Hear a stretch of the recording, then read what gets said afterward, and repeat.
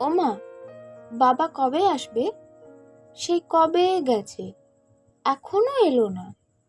তুমি বাবাকে ফোন করো, দিয়ে বলো না তাড়াতাড়ি আসতে। মুন্নির বয়স 7 বছর।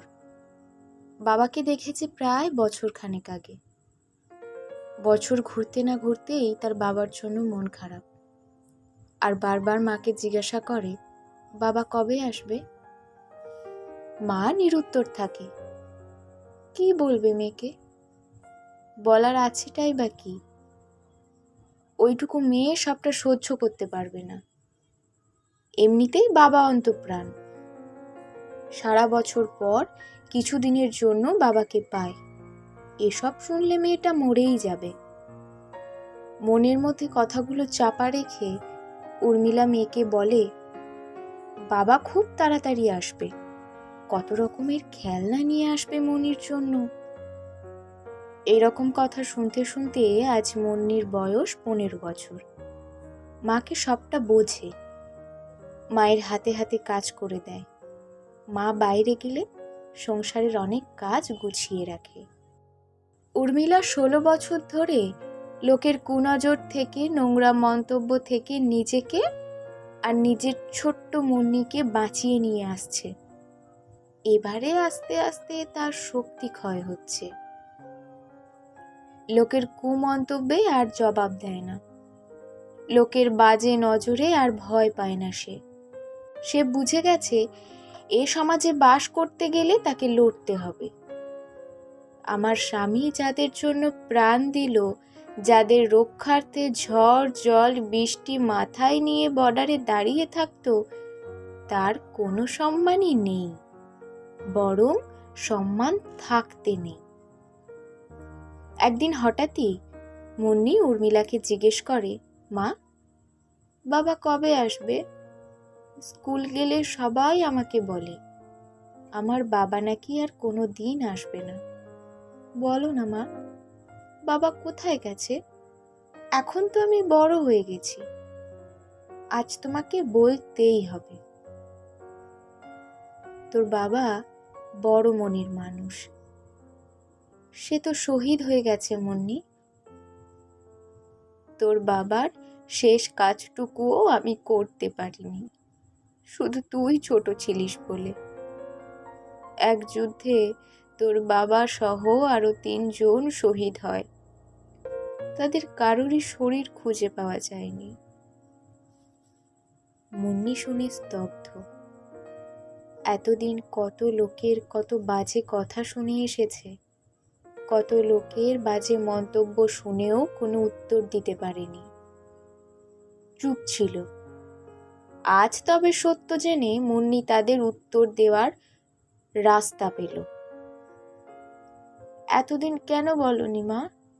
সকলেই জানতো তোর বাবা সৈনিক, তোর বাবা দেশের জন্য প্রাণ দিয়েছে, তাদের জন্য প্রাণ দিয়েছে যারা আমাদের এখানে বাস করে। কিন্তু তাদের মধ্যে কি কোনো পরিবর্তন আছে না হয়েছে? মুন্নি মায়ের কথা সবটা না বুঝলেও কিছুটা অন্তত বুঝেছে। মুন্নিদের পাড়ার শেষে সুধাংশুবাবুর বাড়ি, যেখানে মুন্নির মা কাজ করে। কিছুদিন ধরে উর্মিলা অসুস্থ থাকার কারণে মুন্নি মায়ের হয়ে কাজে যায়। সুধাংশুবাবুর নজর বহু দিন ছিল উর্মিলার উপর। সেদিন হঠাৎই উর্মিলার উপরের কুনজর গিয়ে পড়ে ছোট্ট মুন্নির উপর।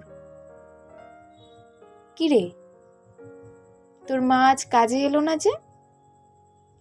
না গো বড়বাবু, মায়ের শরীরটা খারাপ, তাই মা আসতে পারেনি। এই কদিন মায়ের হয়ে আমি তোমাদের বাড়ির কাজ করে দেব। বেশ, মন দিয়ে কাজ কর তবে। ছোট্ট মুন্নি কাজ করতে করতে অনুভব করে তার পিঠের উপর দিয়ে কোনো এক হাত তার বুকের সামনে আসছে। মুন্নি আচমকাই চিৎকার করে ওঠে, বাঁচাও, বাঁচাও! সেদিন ছোট্ট মুন্নির আওয়াজ কেউ শুনতে পায়নি, এমনকি তার মাও না। ছোট্ট মুন্নি কোনো পশুকেও এমনভাবে শিকার করতে দেখেনি যেভাবে সুধাংশুবাবু তার উপর হামলে পড়েছে। নিজের শক্তিটুকু দিয়ে সুধাংশুবাবুকে সরাতে সে ব্যর্থ। অবশেষে হার মেনে নেয়, চোখ বন্ধ করে মায়ের কথাগুলো মনে করে। কিভাবে তার বাবা দেশের জন্য, দশের জন্য শহীদ হয়েছে। তখন পিশাচের শরীর ভোগ প্রায় শেষ। সুধাংশুবাবু জামা পরতে পরতে মাটিতে লুটিয়ে পড়লেন। মাথা ফেটে রক্ত পড়ছে। মুন্নির সামনে বড় একটা প্রদীপদানি ছিল, সেটা দিয়েই আঘাত করেছে মুন্নি। কপালে লিখেছে, আমি শহীদের মেয়ে হয়ে নিজেকে শেষ করব না, বরং শত্রুদের শেষ করব। কি ভেবেছিলে তখন চুপ ছিলাম বলে শেষ কাজটা করব না? অনেক সময় শত্রুকে সর্বস্বভাবে শেষ করতে গেলে তার সামনে শেষ হওয়ার নাটক করতে হয়। শহীদের মেয়ের গায়ে কোনো দাগ লাগে না, লাগে বীর শহীদের তকমা। বাবা, তুমি জিতেছ, তোমার মেয়েও জিতেছে, তোমার স্ত্রী জিতেছে, জিতেছে তোমার সংসার, তোমার সংস্কার। আমি বীর শহীদের মেয়ে মুন্নি। মনে থাকবে। কলমে রায় বিনোদিনী, কণ্ঠে রিয়া। নমস্কার।